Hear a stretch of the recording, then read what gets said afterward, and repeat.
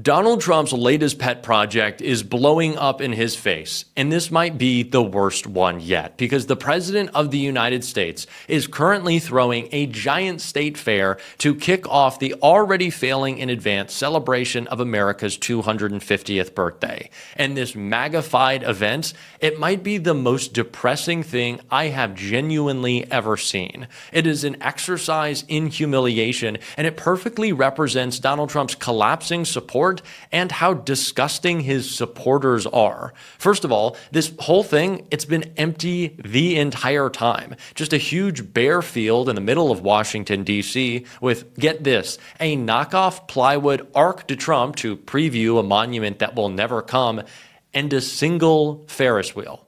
Just one.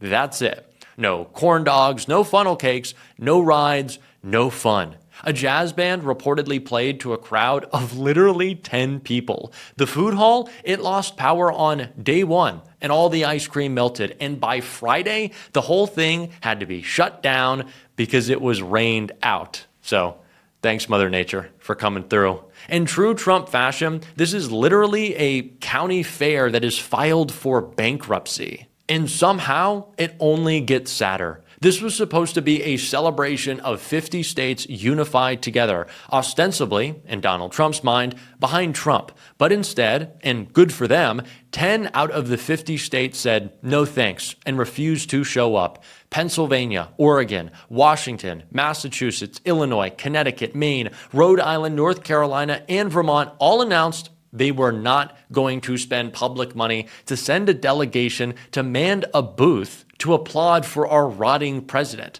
A few private citizens pitched in Maine for their pavilion, and it was just one sad little room with facts about lobsters on the wall. Oregon had a wall that said, the Beaver State, and one wooden chair. Sounds like a blast. Vermont didn't send an official delegation at all, so a volunteer, and I'm guessing a Trump supporter, drove down on her own dime with a stack of maple syrup pamphlets. Not even maple syrup. And then, of course, there was the weirdest and most disgusting part of the day. A 54-year-old MAGA live streamer, who I'm not even going to dignify by saying his name, was arrested at the fair because while dressed head to toe as Uncle Sam, he stood right in front of a group of female acrobats, vaping, filming them, and allegedly petting the porpoise, which is the second time in a row now that I've had to use that phrase in a story about Trump and his supporters on this platform. So I'm sorry for this. They're all sex criminals. It's disgusting. Like, what is even surprising about this, though? That a pro-Trump live streamer would be doing that in public at a family fair celebrating his golden idol. He ended up getting banned from the entire National Mall. So it sounds like one of Trump's last remaining fans didn't even get to be there for his speech. And of course, by the way, the MAGA internet immediately rallied behind this disgusting criminal, saying, free Manny, that he's a political prisoner, that they're prosecuting him for his beliefs. It would be funny if it wasn't so sad and weird. Honestly, it's all just gross. Nobody came to Trump's big celebration except some literal jerk-off and an Uncle Sam costume.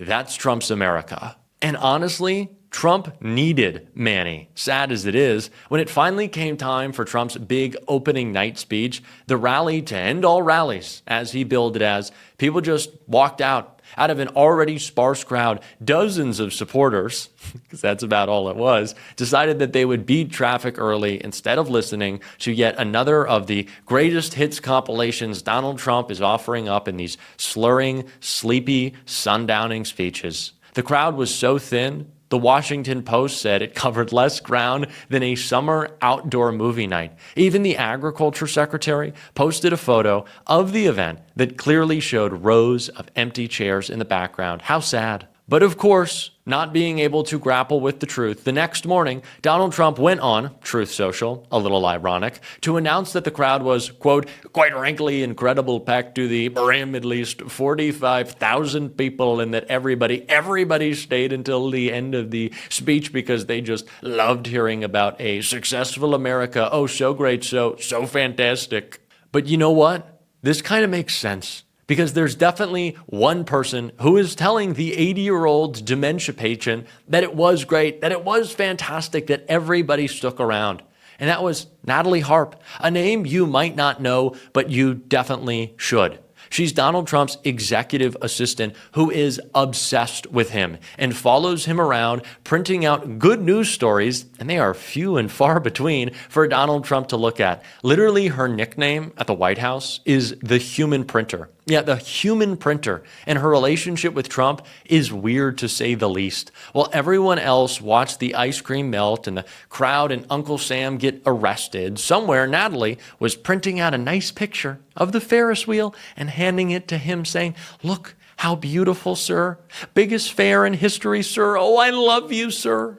And all of this against the background of what is turning into another endless war, that's skyrocketing prices, that everybody, including Republicans, are sick to death of. As yet, another shaky ceasefire championed as a huge win for Trump to manipulate the markets collapses just as fast as it was made up. A failed fair, a failed war, a failed president. And unlike Trump, who lives in fantasy land, where he gets all his fun little printed out headlines, we're going to talk to some real people about some real headlines. I am excited to open today's show with Congressman Ro Khanna. We are going to be talking about the big wins for himself and Zohran Mamdani in New York's primaries earlier this week. We are going to be talking about his political future and the future of the Democratic Party. I am also excited to be joined by friend of the show, Brian Tyler Cohen, an enemy of the state who Donald Trump claims is a media offender. Brian and I have a lot to cover, including what Democrats need to be doing when we retake the White House. And part of that has to do with how we reform the Supreme Court. And that is why I am glad to be joined by co-host of Strict Scrutiny, a NYU law school professor, Mellissa Murray, who is out with a great book that I really do hope you read. We're going to talk all about it and why it's time to boot some justices off this court. They're joining you. They're joining me. It's all coming next. And of course, as always, it's happening on Sunday. Congressman Ro Khanna, thank you so much for joining me on Sunday. Grateful for being back on. I feel honored being a repeat guest to this blockbuster show that is blowing out some of the other Sunday shows. Well, I think it's because we have such great guests. I'm not sure if it's the hosting. Maybe it's the platform and it's the guests. But you have certainly been all across all various different types of media. In fact, our good friend Jennifer Welch kind of kicked off a week of attacks from billionaires and Republicans on you. Elon Musk not too happy that he is responsible for mass death across the world. But it was you just saying that you wanted him subpoenaed that really set him off. I know, of course, this has to do a lot with the cuts to USAID. Do you think any of his resentment, like boiling over, is from a potential questions about Epstein as well? Jack, if you were worth $1 trillion, would you spend your time pinning a tweet to X going after Jennifer Welch and a member of Congress? I mean, it is most absurd, and it would be comical if it weren't as serious and dangerous to our democracy, because he's trying to silence me and intimidate me, to send a message to others on the oversight committee that he shouldn't be subpoenaed. Look, these studies have been out there for a year. He hasn't lost it before. What is different between me saying this versus Nicholas Kristof or the New York Times editorial board, or article after article over the last year? It's that I'm on the oversight committee, and we could actually subpoena him, and he'd actually have to answer for the USAID cuts and other things he did at Doge. Whether it's the Epstein files, I mean, I think it's much more to do with Doge. Yeah, and it's interesting because you had talked about this week. The first time that you and I actually ever did an interview was before the administration began, and you said, as other Democrats did as well, Bernie Sanders, in fact, said that Elon should, target his efforts looking at wasteful spending at the Pentagon. But you said maybe we should hear this out and see if, tackling corruption is a project that we can actually be successful in working with this administration on. Obviously, there's nothing that it seems that we can work with this administration on, not even a bipartisan housing bill. What has kind of been your takeaway from that experience then, looking back? Well, Jack, you were polite in the way you asked that. Some journalists try to score gotcha points. I said, well, weren't you one of the people saying you were open to working with Elon Musk if you would look at the Pentagon budget? And I said, yes, of course I was. I put policy first, not personality. And then they'll say, didn't Elon say nice things about you in the past? I said, yes, he did. We actually knew each other before he went to Doge and just became totally obsessed with cutting U.S. aid, doing things totally unconstitutionally. And even then, I said, okay, let me subpoena him, vote to subpoena him. But he feels no sense of obligation to the country. The reason I mention this is not sort of partisan or personal. This is based on a desire for democratic accountability, that Elon Musk gets one vote, that you can't just go cut programs unconstitutionally that could have devastating consequences just because you happen to be rich and happen to have supported the president with hundreds of millions of dollars. How does it make you think about who should be involved in the Democratic Party going forward, whether or not, because you did even ask, as Elon was leaving the administration, should we maybe work to, and I don't know if this is the exact quote of should we bring him back into the Democratic Party, but does it make you think that maybe there are just some people who are irredeemable, or, some figures, once you hit a certain net worth, maybe we shouldn't be chasing you down at all? Well, I never said that he shouldn't be that he should be brought back in the Democratic Party. What I did say though is that maybe there are places where his voice in stopping the Trump draconian cuts on immigration or science could matter. Of course, he hasn't done that. He's gone even extreme. But what I look at it is simply from a lens of justice and policy. If the issue is that Elon Musk is suddenly, if he supports a 5% tax on trillionaires, though that he should be for, I'd say, okay, then you can support him on that issue. But the reality is that he has gotten even more extreme since he's left and doubled down on hoarding wealth and power. And obviously that has no place in the Democratic Party. Of course. And when Elon left the White House, there was kind of I don't want to call it a smear because what they were saying was accurate, but there was kind of a couple of hit pieces floated out there, seemingly from inside the White House. A lot of people speculated Susie Wiles was talking about a lot of his drug use while he was in the White House. Will you want to ask him about that? Or any other specific elements of his very strange, to say the least, behavior while he was working with Donald Trump? Frankly, Jack, no, because I like Susie Wiles or others. I don't know. I don't want to besmirch Susie Wiles. Whoever did that, I don't believe in character destruction to score political points. I believe in actually standing on substance. And what I want to ask him is, why did he cut programs that he knew were going to provide food and medicine for the poorest kids? Why didn't he come to Congress to do that? Why did Doge engage in getting so many of the private information of Americans? His drug use is, that's his thing. I mean, I'm not going to try to.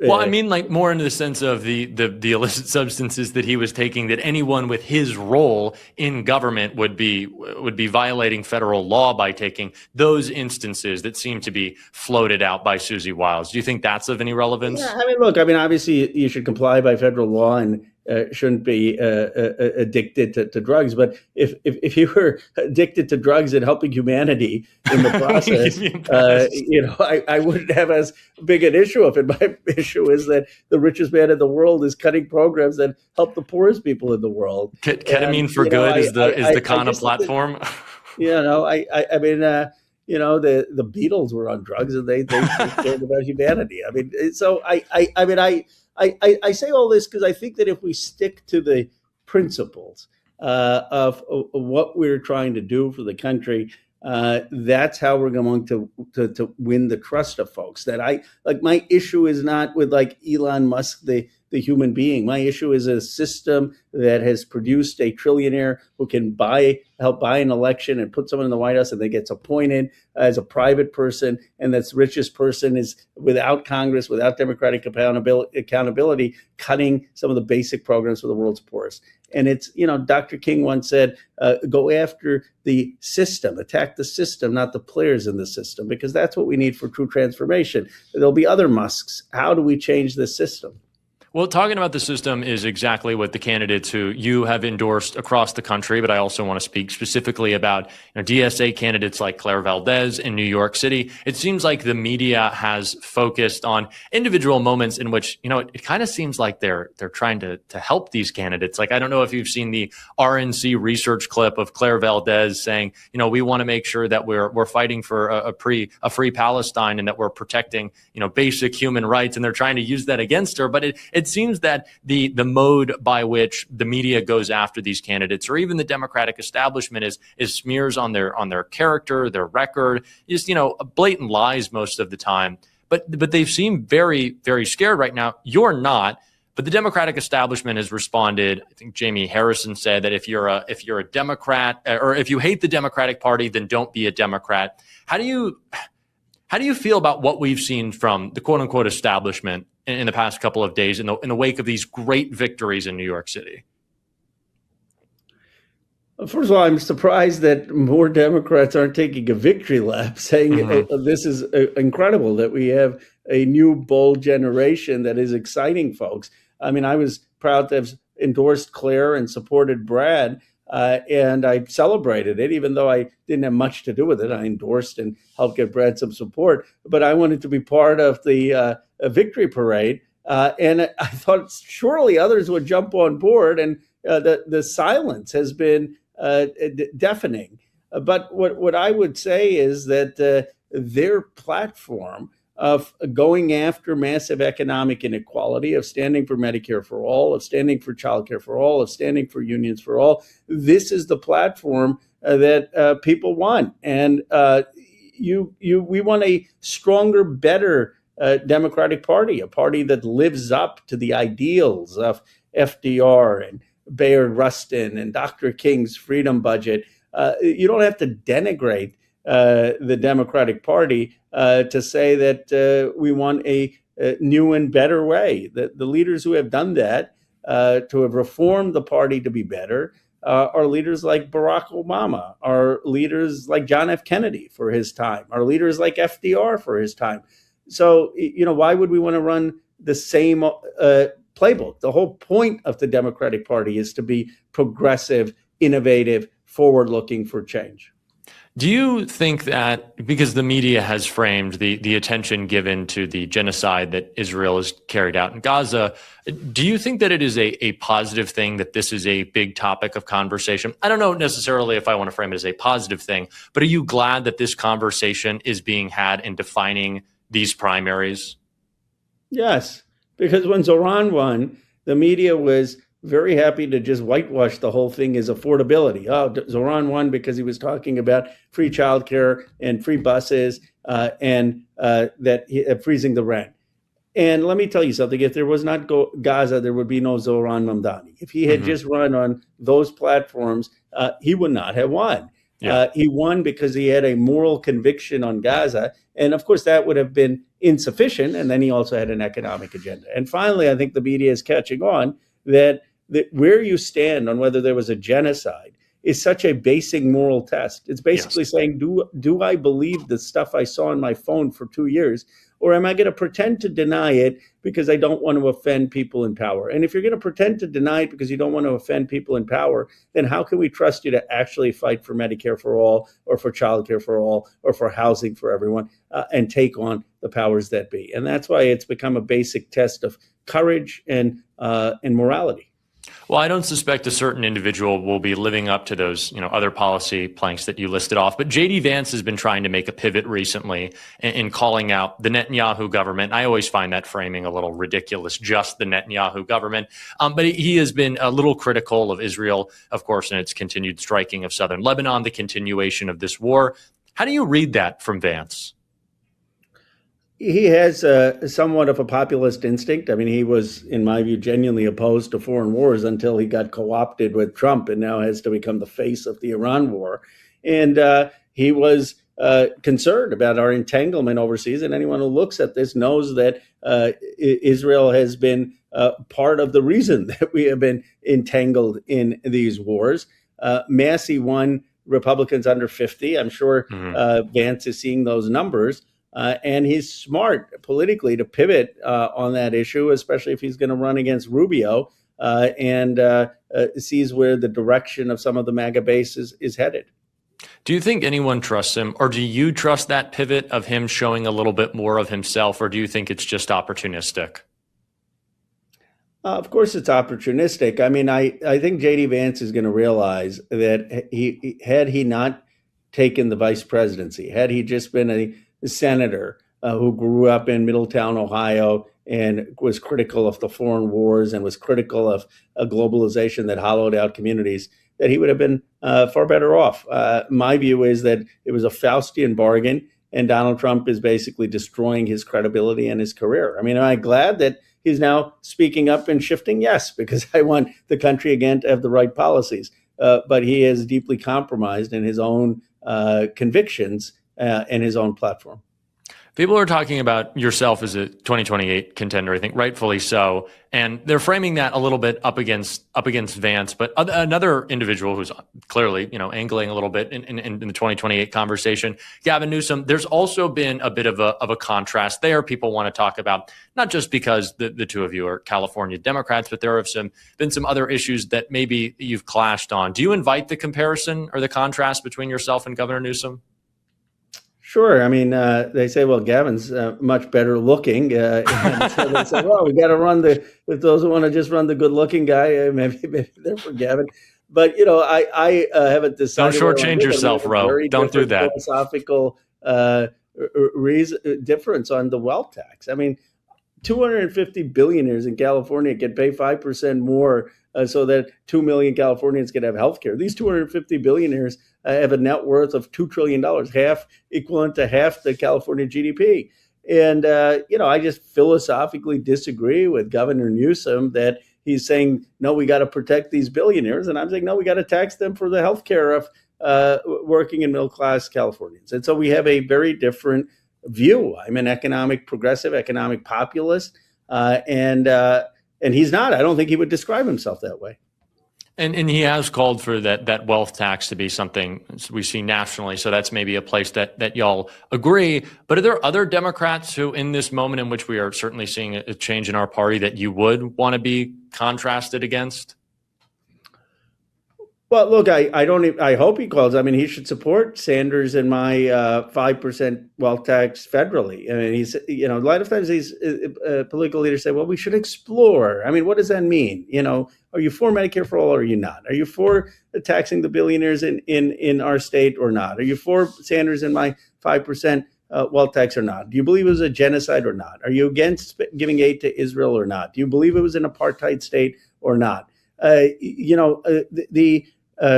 American people, the electorate, or particularly young people, they're tired of people avoiding stances. So I guess what I would like to see is for the Democratic Party to coalesce around a basic position on these issues that are bold, not just saying, oh, we need boldness. What does that mean? It means being specific in supporting these policies. And I am certainly in the progressive wing of the party. I was a co-chair for Bernie Sanders, and I believe that when you look at the vision Bernie has, the vision that AOC has, the vision that I have, the vision that Zohran Mamdani have, that is a vision of status quo change. And then there's a lot of status quo candidates. Yeah. And you've spent a lot of time in these primaries, and Medicare for all is a question that comes up. I hate to make you play 2028 pundit here, but do you think, considering how much we've already seen the party move in these primaries, that the leader of our party or any leaders of our party will be able to call themselves that if they're not supportive of Medicare for all? We need to have Medicare for all, given the cuts that Trump has posed, given AI. I mean, AI is making people afraid of whether they'll have a job. You really want your health care tied to a job that if people are concerned whether they will have? So in my view, there has to be a moral test for supporting Medicare for all. This is the moment to do it. And there has to be a track record of having done it. I mean, we can't just have people say, okay, I was against Medicare for all for 25 years in politics, and now I'm for Medicare for all. Were you like Zohran or AOC or myself or Pramila? Were you actually in the trenches over the last decade fighting for this policy? or are you just looking at the polls? And the reason it's not that we don't welcome you, but if you're just looking at the polls, you're probably not going to have the gumption to fight for this in a way that Pramila or Debbie Dingell or others who have been doing this for a decade would. If Elon Musk isn't trying to put you in jail, you're probably not doing anything right. Is that kind of your kind of thinking there? Do you think he's going to succeed? Do you think he's going to put you in jail? Challenge Elon. I don't think you have to go, try to have him put you in jail. But I do think we need people not just talking about fighting, but actually substantively fighting. In my case, it was with Thomas Massie forcing the release of the Epstein files. And it was taking on Elon Musk, knowing that I could be sued, and actually forcing a conversation with Elon Musk on U.S. aid cuts. No one has been able to force that for over a year. I forced him to take some accountability and start explaining himself on U.S. aid cuts. I forced the release of the Epstein files. I've done it not by tweeting or making fancy speeches. I've done it by building the type of coalitions and taking the kind of risk that we need to take. And that's what it means, in my view, to really fight substantively, not in a performative way. Well, on that note, I know you're very busy and got to go. I just have to ask you one more question because this just comes to mind. You hear the phrase a lot right now. It's not about left versus center, but fighter versus folder. How do you feel about that phrase that's being used? Look, of course we need fighters, but we need more than fighters. I mean, if you're just going to be a fighter to stand up for the release of the Epstein files and a fighter to hold Elon Musk accountable, that's not enough to get people Medicare for all and healthcare. That's not enough to actually have a billionaire tax. That's not enough to actually have universal childcare. So I don't think it's enough just to fight to offer a vision for the future. The visionaries of our nation, people like FDR, people like Dr. King, people like Barack Obama, they have had fight, but they've also had vision. And without vision, the people perish. What we need is people who have solutions, bold solutions, and then are willing to fight for them. So being a fighter for without a roadmap is not a path for having a New Deal. I couldn't agree more, and I always appreciate the time. Thank you so much, Congressman. Appreciate you. Always fantastic to be joined by my good friend Ro Khanna, who is certainly going to be on this show a lot more in the future, especially as we're talking about his future, 2028 prospects. There is so much to discuss with Ro, and he has also been such a great champion of independent media. And if you're talking about champions of independent media, you also have to talk about Brian Tyler Cohen, a literal enemy of the state. Like, that is how Donald Trump terms him. And we're going to be talking next. I'm excited for this conversation with Brian. Brian Tyler Cohen, thank you for joining me on Sunday. Jack, thanks for having me. Now, Brian, the last time you and I talked, we were discussing the trouble that you were in, and that's not the legal trouble with the government. That's the trouble because you stole my hairstyle, and that's fine. But on that note, I figured we'd play a fun game, a new segment on the show for the first time, and it is called, Can We Make Brian Tyler Cohen More of an Enemy of the State? So I'm going to be asking you some oh, yeah, my parents are going to love this one. I'm going to be asking you some risky questions about the Trump administration, and I want your take. And I got to begin with a story that I feel like has been under-discussed this week, considering how weird Donald Trump has gotten with his compliments of young people. Have you been following the Natalie Harp scandal in the White House? No, I actually haven't. So Natalie Harp is called the human printer in the White House, and she's one of Trump's aides. She's been around since the first administration, but her role in the Trump of it all in the White House, especially with like the actual Trumpification of the Oval Office, the placing of the gold, the doing of the gaudiness, she's been deeply involved. And her brother did a story with the Daily Mail earlier this week when she described their relationship as very unhealthy. Now, this is someone that Donald Trump has said loves him more than his wife and his kids do. And this is just a 34-year-old aide. You haven't been following the story? I know about the human printer part, which I feel like has been a recurring theme over the last decade, that he needs complimentary tweets and posts printed out and handed to him so that he can see them. And now that's a little bit of a deeper relationship. Well, if you don't really know about this story this much, then have you followed the Melania saga as well? Their separate bedrooms, the stealing of artifacts. Have you followed any of this? What are your thoughts on the Trump-Melania relationship right now? I mean, look, I don't know. I don't know if it's any different now than it was before, but I think that in terms of Trump and Melania, she's in a bit of a jam. I mean, what other option does she have other than just to basically stomach what's happening around her? I mean, she can't leave. And so instead we just it's just the worst kept secret that they sleep in separate beds and like she has in different states. Yeah, they live in different states. And that's just how it goes because, got to keep up optics. I mean, Trump is a marketing guy and his whole thing is optics. He doesn't actually, want to get more than 2 inches beneath the surface of anything, but he does want to hire people who look good on TV. He wants to, cover things in a glossy gold veneer, even though, it might be cheap and brittle underneath the surface. So this is just one more iteration of that. Melania is his trophy wife that's just there to keep up the optics that he's got this perfect life. The Trump family dynamics are interesting, and it really makes me think about the piece that Pete Buttigieg published on Substack earlier this week. I'm not sure if you saw this, but essentially his family and his children, we talked about this on the show, but were swatted by Child Protective Services. Someone made an anonymous accusation, just a false, libelous, disgusting attack on Pete Buttigieg that, of course, authorities then had to respond to like they would with anyone else. And it's incredibly heartbreaking, and everyone should go read the Substack piece. But it is especially heartbreaking in the context of Don Jr., Eric Trump, Ivanka with her Epstein Island, and then like even Kai Trump going and doing like White House, get ready with me. This is our house. Like we own this. And, I don't have as much beef with her as I do with like Don Jr. and his drone company. But the adult Trump children have framed themselves and infantilized themselves as like, well, we're just like daddy's kids. And that's why they go after us. It drives me crazy. Yeah. I mean, there has been this dichotomy for so long where when you've got an actual loving family doing the things that these Christian nationalists profess that the left should be doing, they get swatted. Like there is no indication on God's green earth that Pete Buttigieg and Chasten's kids are anything but completely beloved by their parents.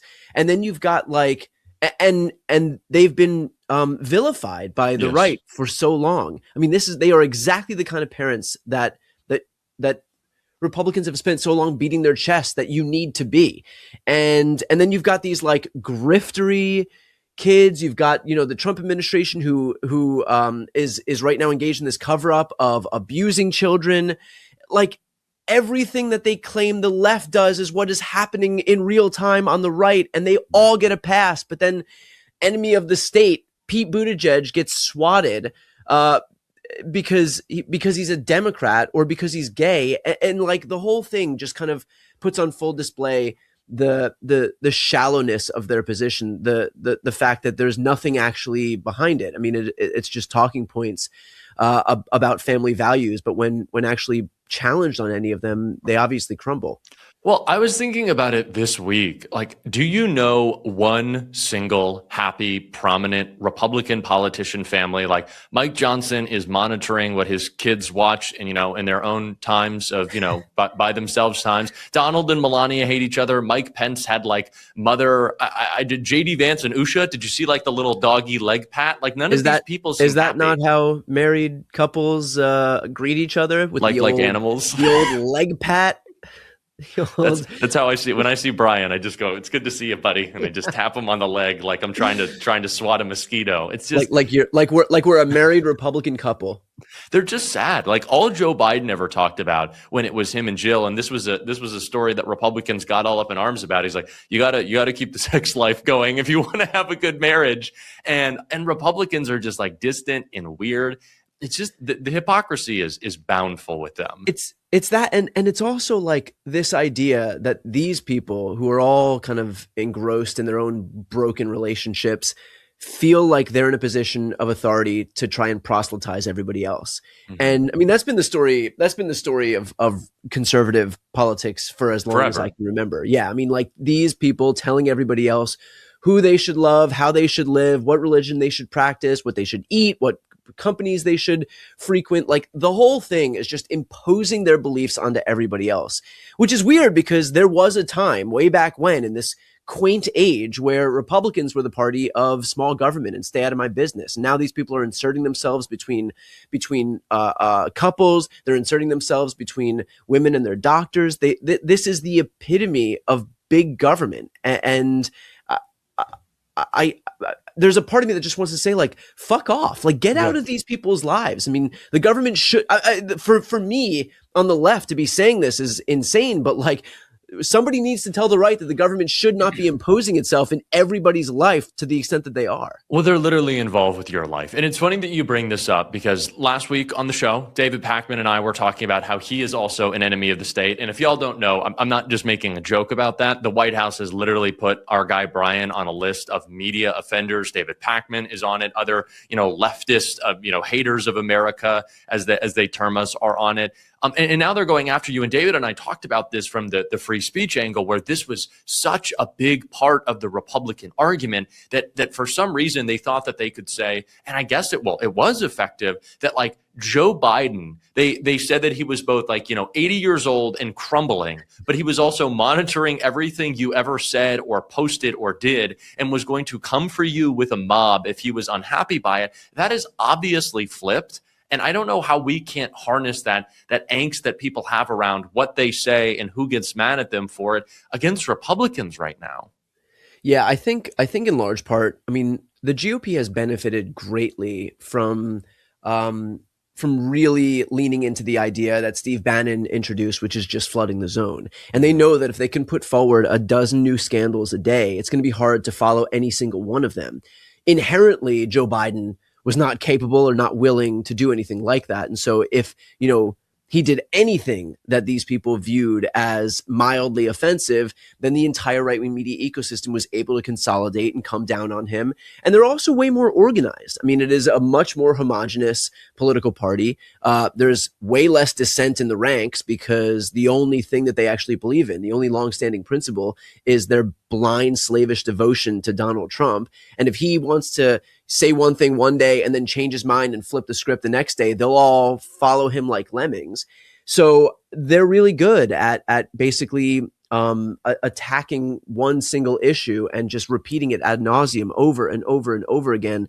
The left isn't capable of doing that because we don't have the same level of organization. We don't have the same degree of investment in independent media as the right does. And we've got, for better or for worse, we've got a lot of legacy media outlets that adhere to different standards than these right-wing propaganda outlets do. And so it's just a whole different ballgame. But look, I have been heartened by the rise of progressive independent media. And I think that those people recognize it too on the right, how effective it's being, which is why there's now a media offenders list. I mean, that wouldn't happen in a vacuum. It happens because those people see the effectiveness of independent voices on the left and folks on the pro-democracy side actually gaining some parity with their right-wing counterparts. And that scares them because then they lose the advantage that they've benefited from for the last decade and a half.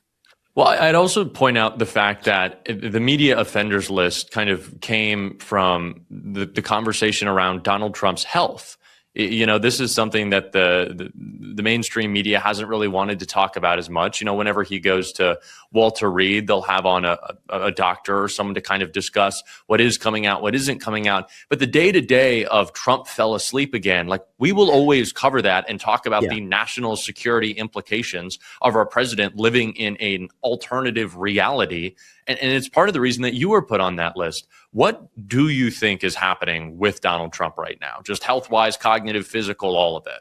Well, look, I mean, both my parents work in healthcare, so it's something that I've been attuned to. Something is going on. I mean, like this guy has we can see it and they can probably smell it. Yeah. Right. I mean, like his hands have become necrotic. That doesn't just happen in a vacuum. Like his skin is dying. Swaths of his body are rotting away.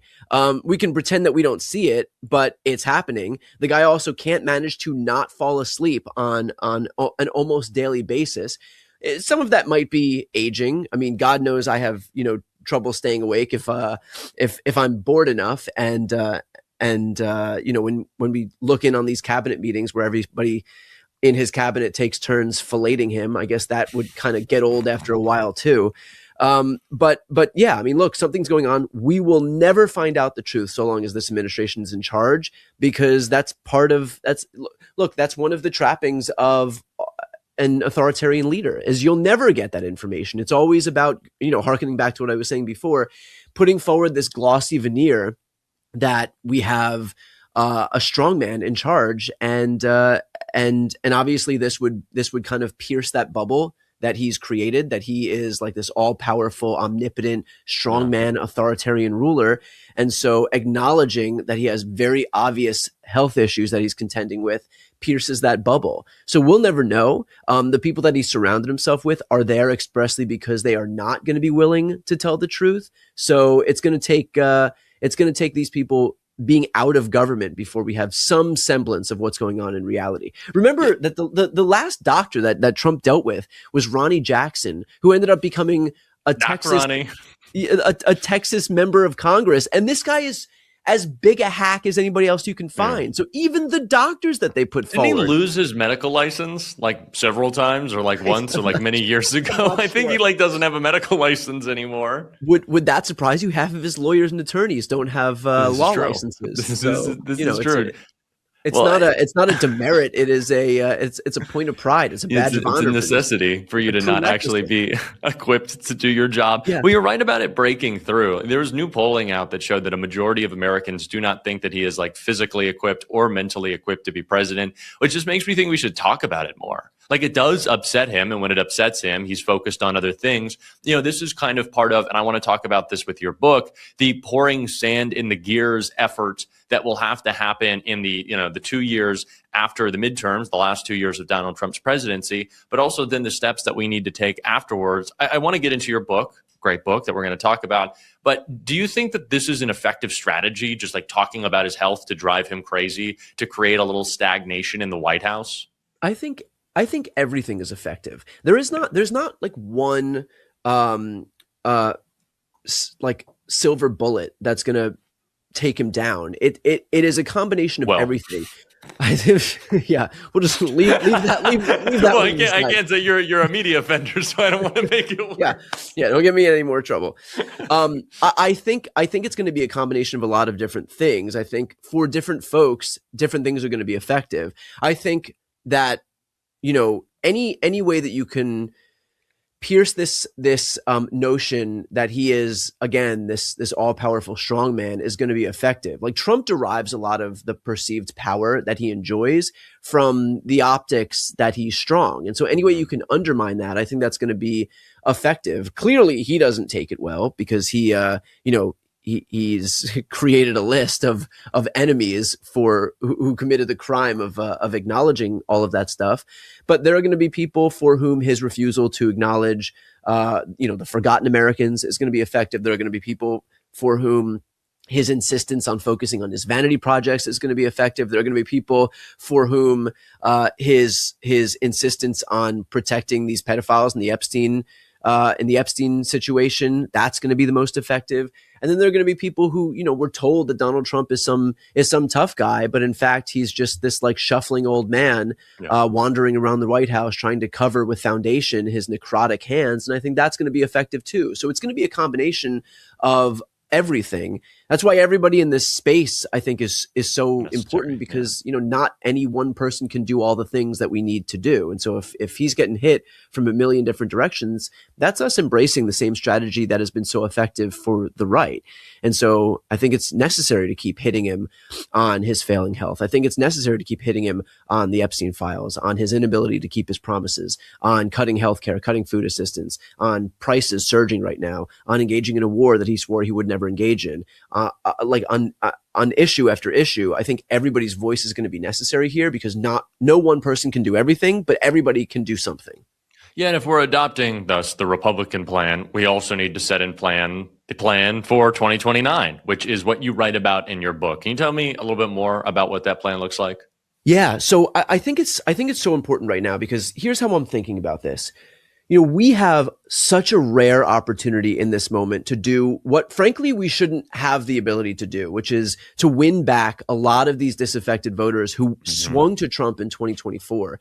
And like to see this big and you and I have spoken about the fact that like when I was in college, everybody was for Obama. Like doesn't matter your geography, doesn't matter your socioeconomic status. It was cool. It was culture. Culture was different.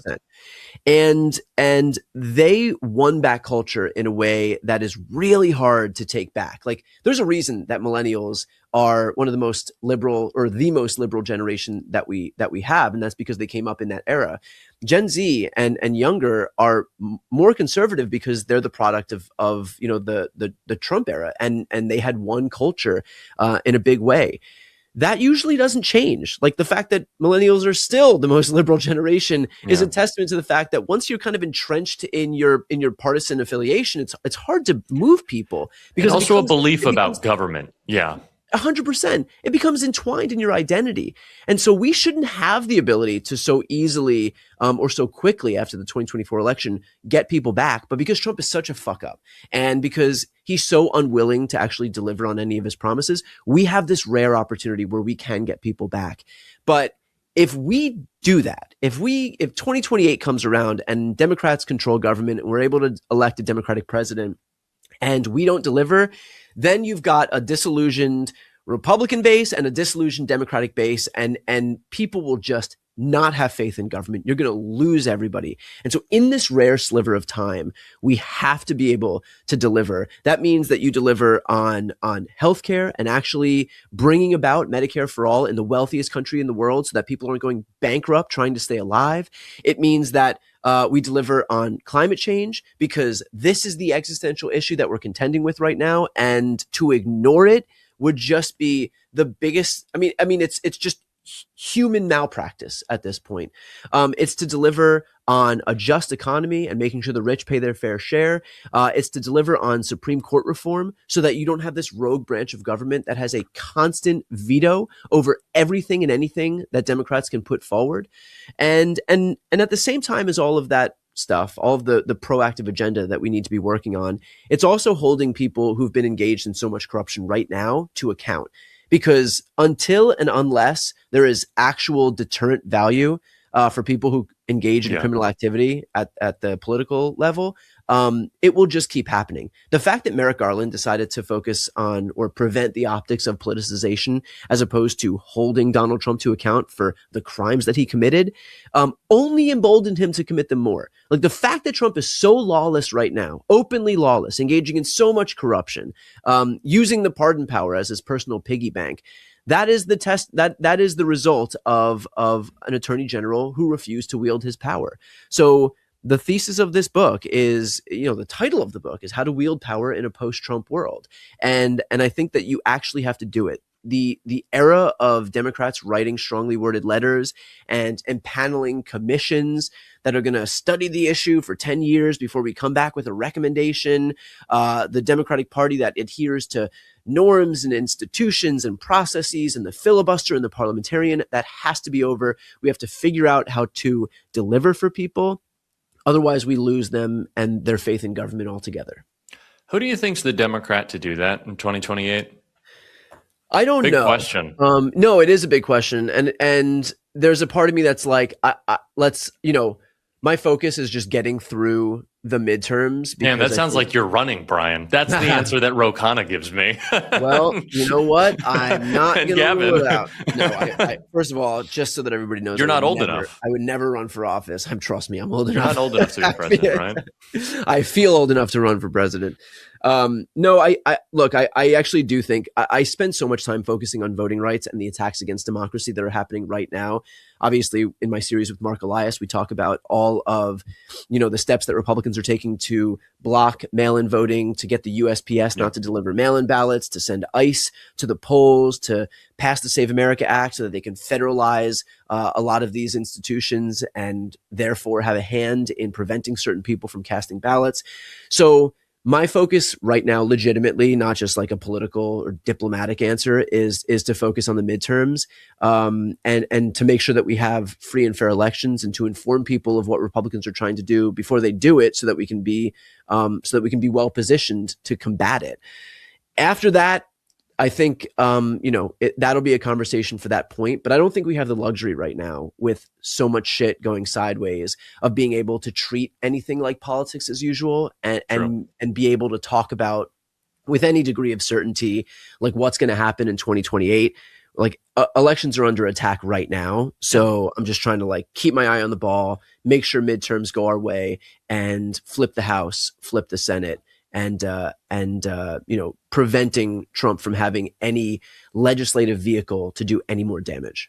But one thing that I felt in the context of your book is that the predicting out is important for striking that kind of fear. Like I always, whether it's, Robert Garcia or it's Ro Khanna or it's Jamie Raskin, people on oversight or judiciary, I'm always asking the question, like, are you prepared to prosecute everybody? Right? If you're a staffer for Mike Johnson, who was part of the process of delaying the swearing in of Adelita Grijalva to make sure she couldn't be the 218th signature on that discharge petition, are you ready to prosecute those people? Because if you say that out loud, they start to get a little scared.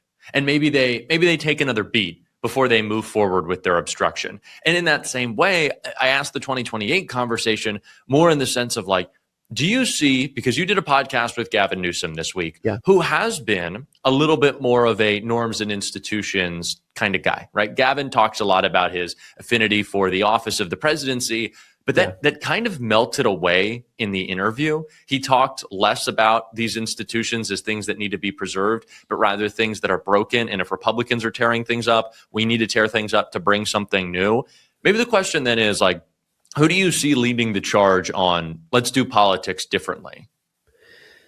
Yeah, it's a good question. To that end, I think Newsom deserves credit because California is the only state where we actually got the maps redrawn. Absolutely. There was a million reasons to say no. And in fact, a lot of those Democrats across the country in different states from Colorado to Illinois and Maryland debuted a lot of those reasons. And yet California didn't. Gavin Newsom didn't. Ran Prop 50. It passed with 2/3 of the vote. And the polling wasn't there at first too.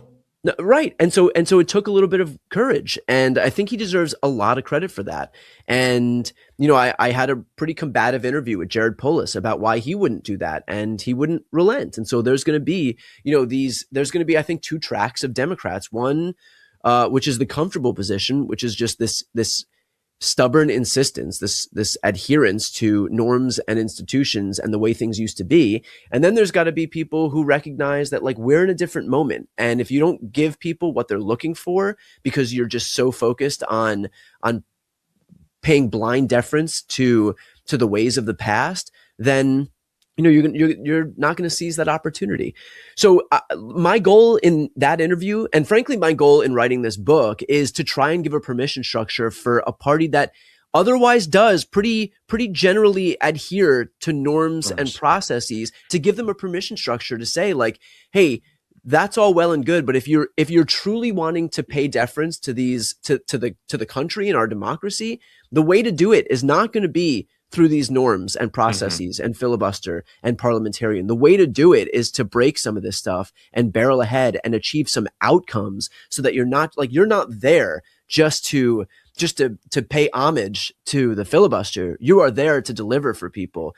And at a time when our democracy is under attack, that is the only way to preserve this.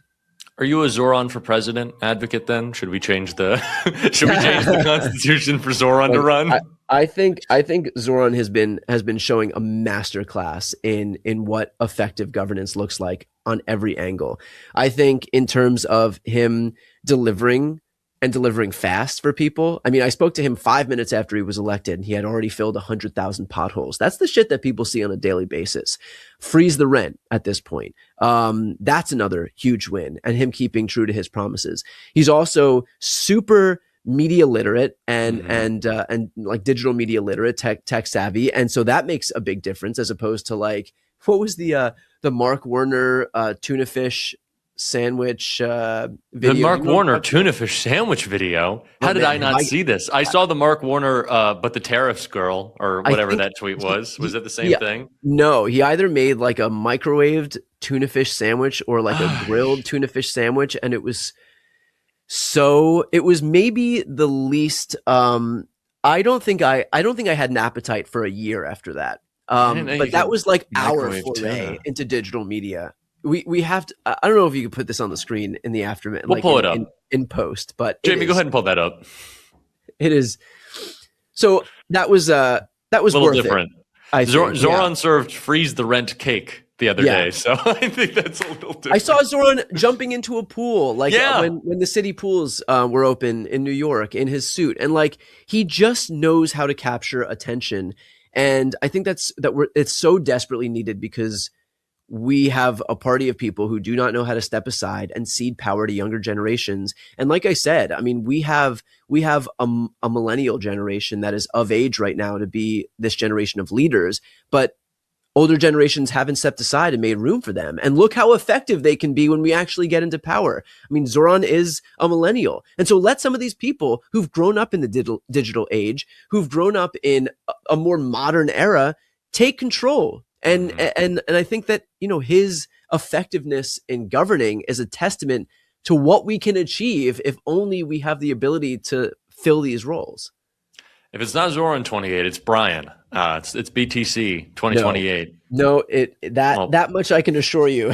Well, then at least plug the book, man. One more time. Tell us where we can get it and what it's called. That much I can do. So I have a copy of the book right here. The book is called The Day After: How to Wield Power in a Post-Trump World. We've got a picture of a gold statue of Donald Trump being torn down, which I think probably resonates with people as much as it does with me. But the book is available everywhere for pre-order, so you can grab a copy. Also, I should note, when I released my first book, Shameless, New York Times bestseller. It was number 1 on the New York Times bestseller list. And number 2 on the New York Times bestseller list was J.D. Vance's Hillbilly Elegy. So I was able to knock J.D. Vance off of number 1 on the list. And now J.D. has his new book called Communion. I shouldn't have said the title. But that's number 1 on the New York Times bestseller list. And so I have the opportunity to do twice now. What a pitch. Like, so if for nothing else, have disdain for J.D. Vance and you want to help me topple J.D. Vance off of the New York Times bestseller list, please grab a copy, do your part to embarrass the Vice President of the United States and knock him off the top spot by pre-ordering this book. I believe it's somewhere around like $25. So if you're able to do so, that would be a great way to support my work, a great way to support independent media, and a great way to offer a big fuck you to JD Vance. And what else would you want? Besides, also, I was going to ask, where do you get those tight t-shirts, or is that just a product to go into the gym too much? Could you let us know? Yeah, that's all of my stress gets funneled directly into the gym. So are we hitting back today? What are we hitting? Back and trot? I think that's exactly what we are doing. Yeah. I like it. Well, Brian, I'll let you get back to it. And thank you so much for joining me on Sunday, brother. Thanks for having me, man. Always great to be joined by my good friend and my good-looking friend, Brian Tyler Cohen. He's been like stealing my hairstyle recently. He's been hitting the gym. It's a lot of upper body. Brian, make sure you get the legs as well. But we got more important things to talk about than Brian Tyler Cohen's workout routine, although that is important news. But I am excited to be joined by one of the great legal minds out there, Mellissa Murray, for a great conversation about the Supreme Court, the Electoral College, the future of our democracy. Really hope you do enjoy. Mellissa Murray, thank you so much for joining me on Sunday. Thanks so much for having me. Well, you have a background that means we have so much that we have to cover. NYU law school professor, so my dad is going to be upset at me that I'm still against the idea of going to law school, although I think it worked out. You've been a co-host of one of my favorite podcasts, Strict Scrutiny, for a while. We have a lot to talk about with the United States Supreme Court, but I also have right here the book that you recently published that I am very excited for us to, we both have it, for us to talk about. But I would be remiss if we did not jump right into the big legal news of the week with the Supreme Court and a recent ruling on temporary protected status. I know that we can't expect much from this court at this point, but what was kind of your gut check reaction to this ruling? This is a really horrific ruling. As you know, temporary protected status is a status for those individuals who are from countries that are really distressed, whether because of natural disasters or simply because of political instability there. And they are offered this opportunity for asylum. So when they come to the United States, they can get asylum status, or what is like asylum status, a temporary protected status that allows them to remain in this country, to get access to social services, and to stay here because the conditions in their country cannot support return. And again, this developed in the wake of the Holocaust, right? So if you'll recall, and maybe it's too late for most Americans to remember, but there was a period in our history when the Third Reich was rising in Europe, and a boatload of Jewish refugees came to the United States on the St. Louis, and the United States turned them away.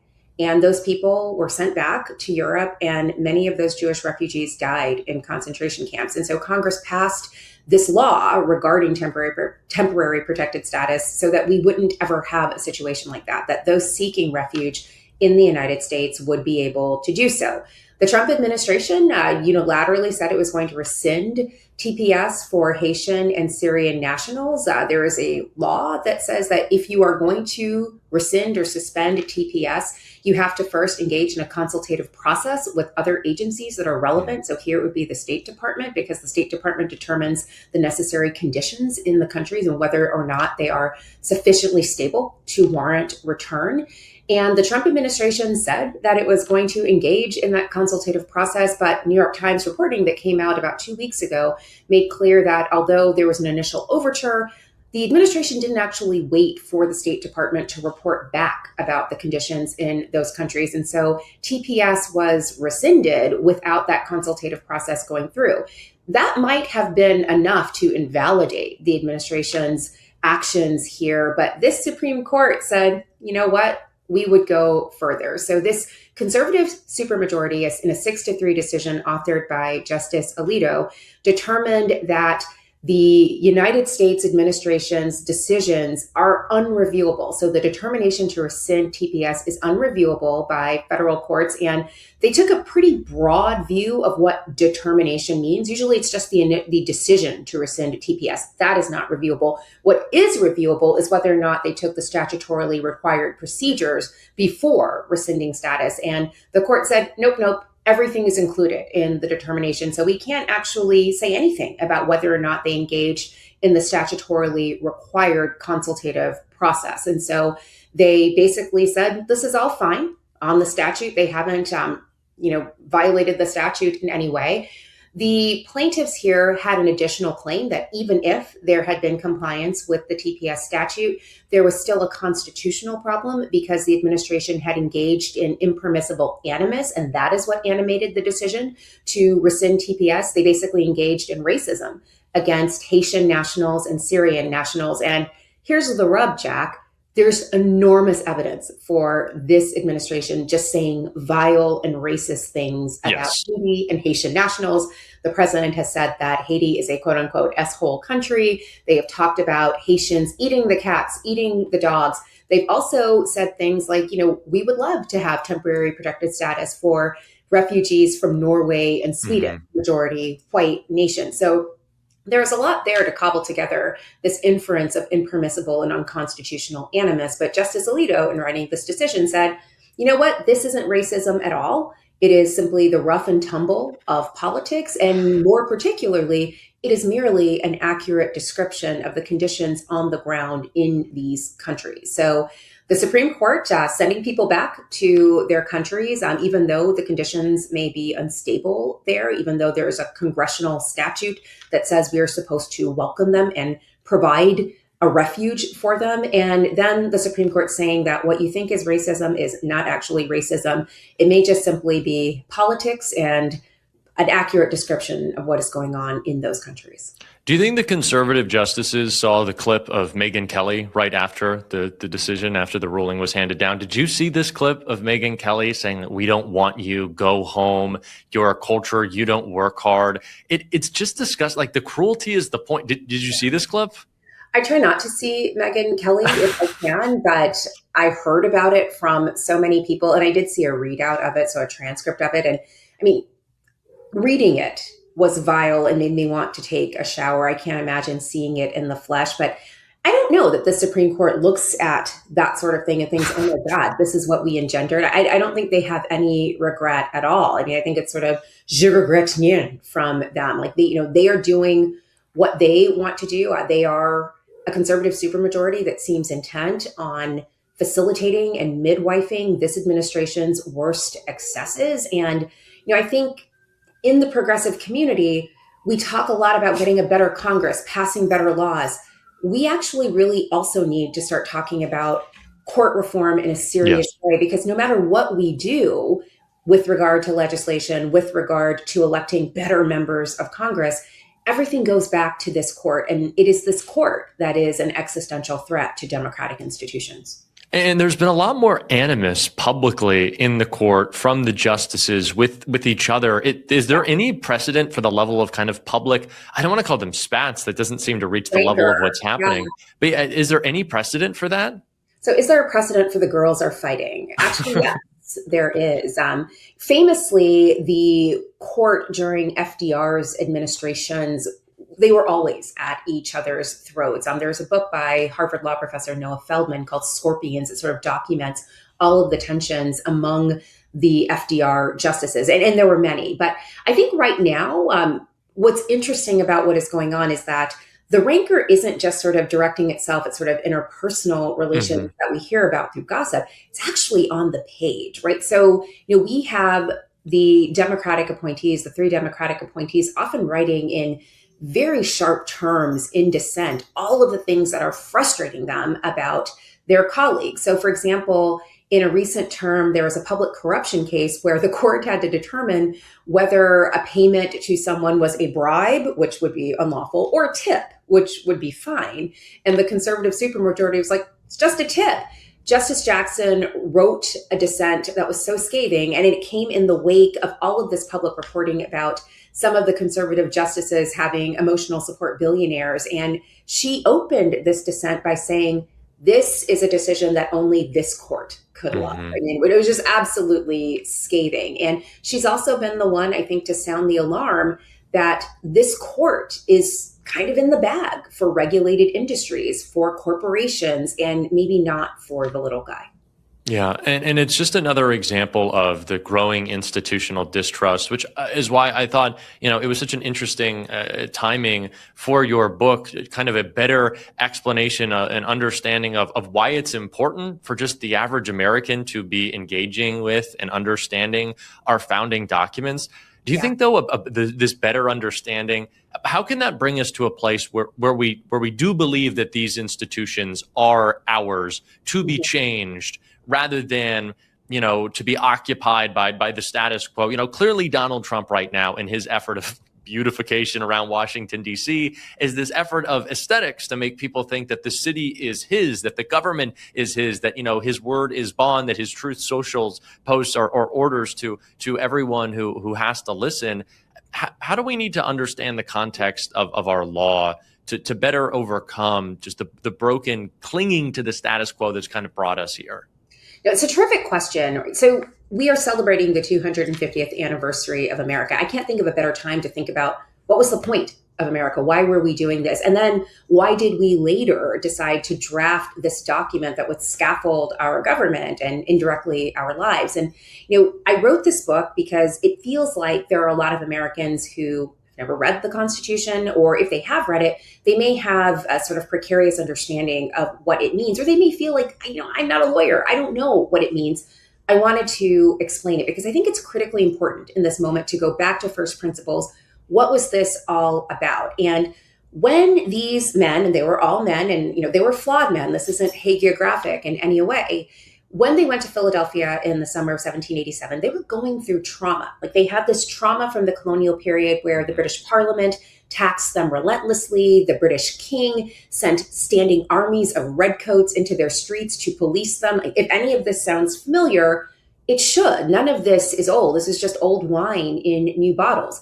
So they had that experience. But then they had this other experience of fighting the American Revolution with a government that was held together by friendship bracelets and gum. I mean, it was just an inefficient government. So they go to Philadelphia recognizing that they need a government that works, that can do things, but they need a strong government, but that's not so strong that it tips over into tyranny and runs roughshod over the people. So they're trying to strike this balance between a government that works and a government that is not prone to tyranny.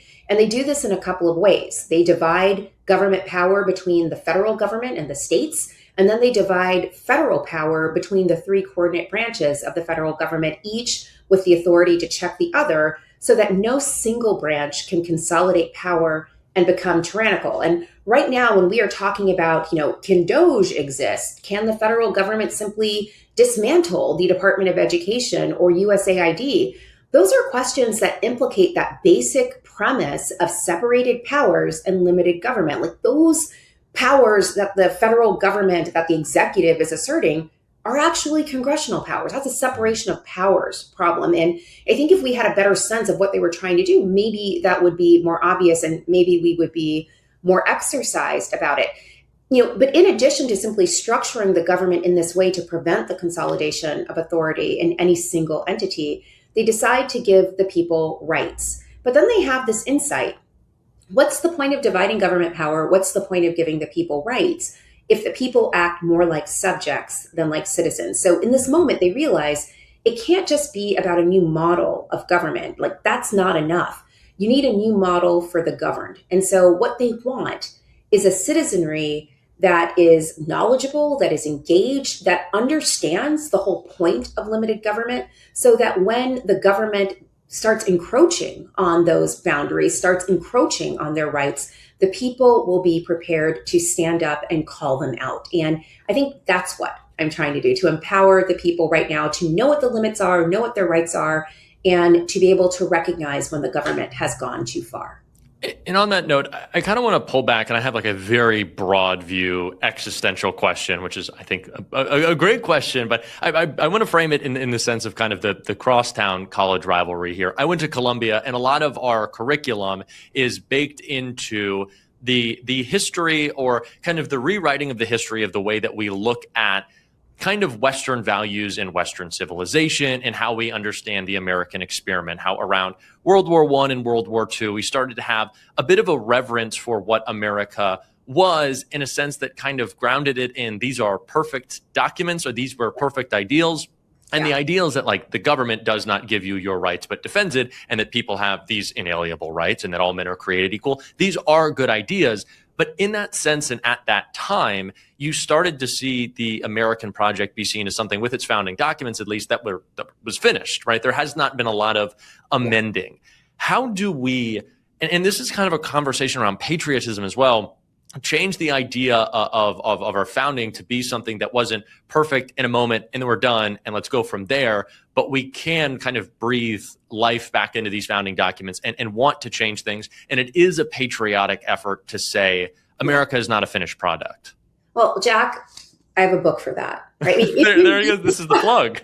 Truly. I think if you read the book, you get from the start, they know it's not perfect, right? So they draft the Constitution, they get it ratified almost as soon as they are submitting this document to the states to be ratified. There are a bunch of people who are like, this isn't enough. We have to go further. We need to give the people explicit rights. They had initially been thinking, if we simply structure this in a limited government fashion, the structure is enough to prevent the encroachment on the people. And then there are people like George Mason and Patrick Henry who are like, that's not enough. I want explicit rights for the people. And there's this really wonderful correspondence between Thomas Jefferson, who is in France, serving as America's first minister to France, and James Madison, who's trying to shepherd this document through the state legislatures, saying like, yeah, we got to have a Bill of Rights, and it's got to have this, and it's got to have that, and freedom of speech, and freedom of the press, freedom of religion. So they're talking about all of this. And from the start, it's like they know this is incomplete. Like we can always do better. I joke about this. I'm Jamaican. I grew up with a Jamaican mom. Every time I came home with a less than perfect score on a test, my mom was always like, this is a 95. Where are the other I think America is kind of like a Jamaican mom. Like we are always like, where are the other 5 points? Like we can do better. And that's evident from the start with the Constitution. They immediately go to the Bill of Rights. When we have the Civil War, this moment where the country is literally torn in half And then we get the Reconstruction Amendments. We can do better. We can fix this, and we can do better than what the original Constitution was. Then there's this wonderful moment at the end of the 19th century and at the beginning of the 20th century where everyone is kind of pissed off by what's going on. This is the age of oligarchy. They've seen the consolidation of wealth in the hands of a few, and the working classes are just deeply, deeply mad about it. They see that the federal government's principal way of raising revenue is to issue tariffs on the goods that the people use the most. And they know that tariffs are regressive taxes that are borne disproportionately by the working classes. Again, none of this is old stuff that we're doing. I got a guy you need to teach that to. Yeah, I mean, what they want is a progressive income tax, but Article 1 of the Constitution prevents Congress from directly taxing in that way. So they start agitating for a constitutional amendment that will change Article 1 and allow for the imposition of a direct income tax. And they get it. And then once they're done with that, once they get the 16th Amendment ratified, they look around and they realize, why am I only electing my representatives to the House of Representatives? Why is it that the state legislatures get to select senators? And when they do select senators, they seem to put in place these corporate lackeys that are really about corporations, not about the people. Again, none of this is new. And so they start agitating for a constitutional amendment that will change Article 1 to allow for the direct and popular election of senators. And they win, and they get the 17th Amendment. Then the women are looking around. They've been looking around since the Civil War. Like, why can't we vote? Why does everyone think that we can be virtually represented by our husbands and fathers? And FYI, that is a concept that conservatives are trying to make great again, that women don't need to vote. They can just be virtually represented by their head of household, who is usually a guy. These women don't want that. They want to go to the ballot box and register their preferences directly. When the Supreme Court will not allow them to think about the Reconstruction Amendments as including gender as well as race, they start agitating for a constitutional amendment. It takes years. It takes lots of time, but they stay at it. They are persistent. And ultimately in 1920, they are successful in enacting the 19th Amendment, which doubles the size of the electorate. And it all comes down to a single state, Tennessee, and one legislator, right? A man who is prepared to vote against women's suffrage until he receives a letter from his mother telling him to be a good boy and vote for women's vote. And he does. He's run out on a rail from Tennessee, but they are successful in getting the 19th Amendment passed. So one man, one mother, and we double the size of the electorate. We can do things. Like, we've forgotten that, but it's all here. Like, we have an imperfect document. Maybe we have an imperfect country. We can always get better. And it's the people that propels us to get better. Yeah, we started talking about the court, and that's where I want to close. I also want to close with another plug for the book, because I would be excited for anyone to read it. But I want to talk about something that Graham Plattner said recently on a campaign stop, which is we have reason to impeach at least 2 Supreme Court justices. One, do you think that there is, obviously this is an institution with extreme distrust, and rightfully so, but do you think that there is the appetite amongst that for the public and then from public officials that you speak to daily? So, the impeachment thing is really interesting, and I'm just guessing which justices he thinks are worthy of impeachment. I don't think it's Justice Jackson. Justice Jackson. I will say some of the things that are being sort of offered as, fodder for these impeachment talks are things that people like, Thurgood Marshall, the first Black justice to serve on the Supreme Court, would all have been impeached for with no discussion. It wouldn't have happened 40, 50 years ago. And so the fact that we're dealing with this now and tolerating it is really interesting.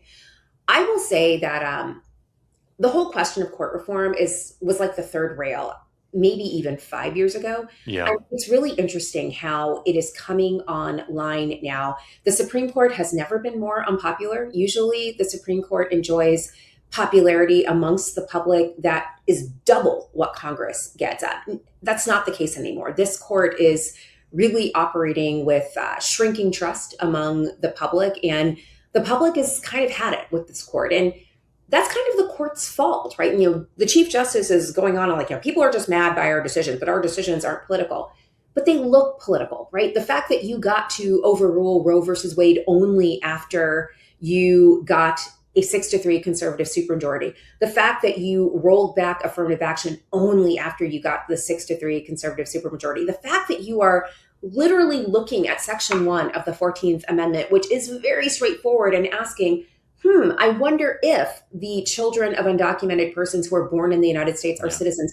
Like, the people get it. They're not dumb. We are not stupid. We know what this looks like. And they're mad. They're really, really mad. And so this conversation about court reform is one that right now feels really ripe. People are talking about it. And it's not just people who follow the court, ordinary people. We just had a live show for our podcast in New York City. When someone mentioned court reform, the audience, which was filled, it was sold out, erupted into applause. People are mad at this court, not because they disagree with the decisions, that's part of it, but because they think that the decisions are not driven by law or a consistent understanding of the law, that it's ideological and that it's selective, and that's what they don't like. Now, whether or not the political classes can see what is being fomented at the grassroots level is a different story. And, I would just say, for those in the progressive electorate and, like people who've been in Congress for years, I get it. We can get great voting rights laws passed. We can reauthorize the Voting Rights Act. We can do all kinds of things, and we can turn out the vote and get better representatives. Anything we do at the level of legislation ultimately goes back to this court. So none of it matters if you're not also talking about court reform. And court reform can take lots of forms. It can be about adding members to the court, which Congress can do. And we've had a waxing and waning number of justices over time. We've had 9 for a long time, but we haven't always had 9. Like, we should normalize that. We don't always have to have 9. Mm-hmm. We can strip the court of jurisdiction over certain issues. That's something that Congress can do. We can impose term limits. Some argue that requires a constitutional amendment. Others say there's a statutory way to do that. We should be investigating all of those fixes. And we should also be thinking about ethics reform at the court, and maybe even impeaching those justices who don't seem to feel that they need to comply with the same ethics rules that everyone else does. Yeah. And it really does require us to understand these texts and to know our power as the citizenry, which is why I think the book is so important. The U.S. Constitution, a comprehensive and annotated guide for the modern reader. Where can you pick it up? Where can you find it online? Where can you grab maybe a recorded copy? Well, the audiobook recently got an earphone award. So apparently it's a good listen. And I agree, it is a good listen. But you can find this anywhere you get your books. So the big booksellers, I'm not going to mention them, but my favorite place to get it is bookshop.org, where you can not only buy your favorite books, but also support your local bookstores, which I love. That's a great plug. Mellissa Murray, thank you so much for joining me on Sunday. Thanks so much, Jack. So great to be joined by Mellissa Murray. But before we go, as we do every week now, and this is week 5 of On Sunday. Last week was our biggest yet. Over 20,000 of y'all were watching live. At the end of the week, we saw 1.3 million people collectively watch the show. That is just incredible. But what is not incredible is our idiot of the week this week. And this week's idiot is the lamestream media. Sorry to use the word, but it's accurate in this case. These are people who just can't seem to find an angle to attack Democrats on lately after the DSA candidates in New York, backed by Zohran Mamdani, pulled a Knicks Game 4 level comeback. So this article popped up on my feed with Politico apparently grasping at straws. It wrote, Democrats grapple uncomfortably with World Cup success, claiming that the World Cup has gone really well so far, sold out stadiums, smooth logistics, no disasters, and that this is somehow a problem for Democrats, who apparently were all secretly rooting for it to be a catastrophe. I wasn't there for this meeting. I guess we were hoping it would fail so we could stick it to Trump. No, that didn't happen. It is one of the laziest, most manufactured pieces of fake drama politics I have seen in a while, and that is saying something. Even the cover photo used to illustrate this story about Democrats supposedly being mad about the World Cup, they ran a picture of Gavin Newsom at the World Cup, a leading Democrat who is, basically already running for the 2028 nomination, smiling, having a great time, hanging out with his son. You are using a picture of a Democrat enjoying the game to illustrate your article about Democrats being unable to enjoy the game? Do you see the problem, Politico? Not just that, but basically every prominent Democrat we know has gone to the World Cup. Zoran went, Mikey Sherrill went, Josh Shapiro went. Congressman Brendan Boyle called it a remarkable success. These are the so-called miserable World Cup hating Democrats the media wants you to think are preying on its downfall just to make Trump look bad. Trump makes himself look bad every single day. He doesn't need our help. And it's actually even more insulting than just painting Dems as needlessly divisive. Because before the game started, Democrats raised real, specific concerns like insane ticket prices, insufficient funding, security, transportation, not to mention Trump's immigration policies ruining the opportunity for fans and even actual officials who were blocked from making it to the games, not to mention literally just scaring people from coming in from out of the country to watch their own teams. Those were the real criticisms, not we hope the stadium collapses. It's nonsensical. And now that the logistics have gone fine, they want to act like local communities and the cities and the workers who actually pulled it off don't get the credit. Trump does. Trump suddenly gets the credit. And Democrats are just too bitter to say it. It's not true. Frame it as liberal wish casting. Go ahead. It's a lie. Make Democrats the weird, joyless villains of the tournament that they are visibly attending and enjoying. Nobody is going to believe you. And you know who's actually uncomfortable watching the World Cup? Here's a hint, by the way, from some Australian fans.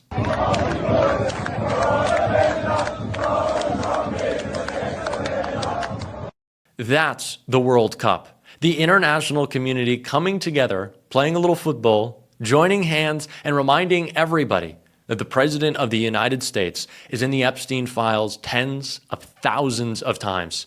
Stadium workers are wearing anti-Trump pins. RFK Jr. is getting booed off the Jumbotron. Trump is literally too scared to show his face at most of the games because he knows he'll get whatever the opposite of a standing ovation is the second they put his face up on the screen.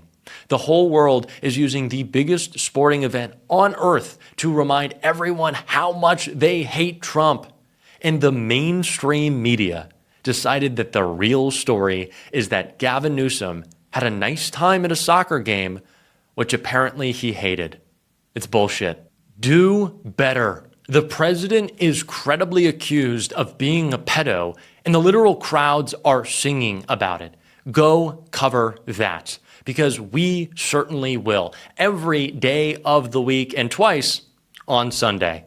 And I once again want to say thank you so much to the incredible guests who joined the show today, who took some time out of their busy schedules. Of course, Ro Khanna is always running around town. Brian Tyler Cohen, you've always got time for me, man. You're my buddy. You're my friend. But I'm just joking. Brian is constantly working hard to build out independent media. And I would also like to say thank you to Mellissa Murray. I've been listening to her podcast for so long, and I really enjoyed her book. So make sure you go pick yourself up a copy.